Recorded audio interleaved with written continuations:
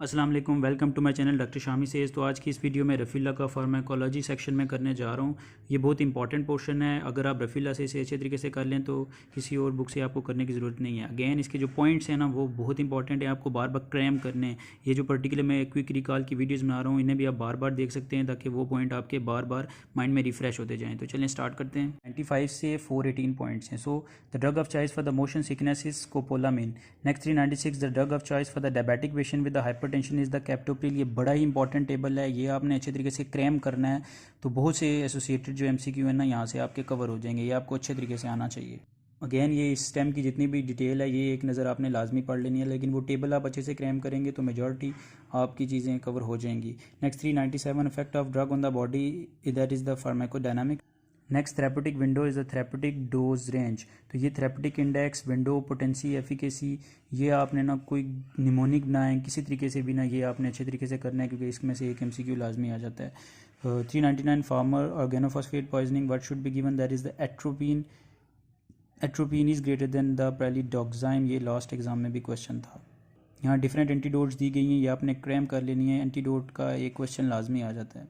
Next aspirin overdose causes the alkalosis. So aspirin toxicity initially cause respiratory alkalosis then metabolic acidosis. तो ये आपने याद रखना है लाजमी। Next 401 the aspirin should be stop for surgery. How many days the effect of aspirin remains that is 7 to 9 days। ये एक table सा बना हुआ है। Aspirin, lithium, monoamine oxidase inhibitors and estrogen pills, ये ALME से मैंने याद रख लिया था।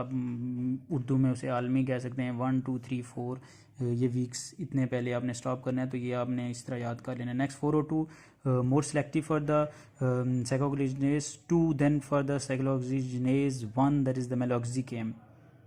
Next 403 the half life on the kanamycin in the perilymph 12 hours.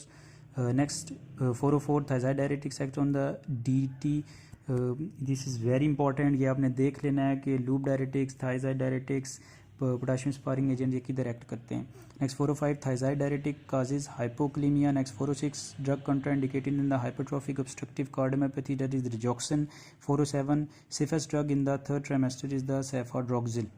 Next 408 antiemetic with the highest bioavailability that is the metoclopramide. Next 409 the dexamethasone as compared to hydrocortisone causes more immunosuppression.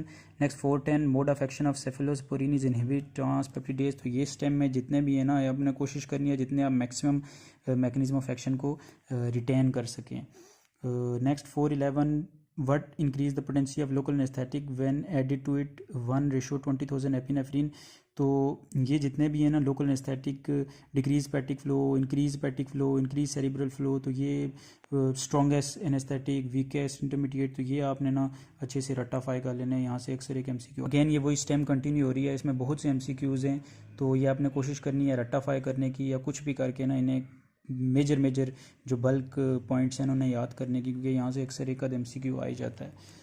Next है 412 that is the rivastigmine anticholinesterase inhibitor. Next 413 the benzodiazepine causes the dependence. ये different drugs के side effect हैं, सारे side effect याद करने की ऐसा ज़रूरत नहीं है, लेकिन जो मेजर है ना वो आपको पता होना चाहिए। लाइक नेफ्रोटॉक्सिसिटी, ओटोटॉक्सिसिटी, माइनोग्लाइकोसाइड काज करते हैं, टेट्रासाइक्लिन टीथ डिस्कलरेशन काज कर देगा, फोटोसेंसिटिविटी कौन काज करता है, फिर इसी तरह हाइपरग्लिसेमिया गोट कौन सा एंटी-TB ड्रग काज करता है, इस तरह के आपको पता होना चाहिए। अगेन ये वही टेबल कंटिन्यू हो रहा है, तो मेन आपको पता होना चाहिए कि ड्रग्स कौन से उनके साइड इफेक्ट हैं।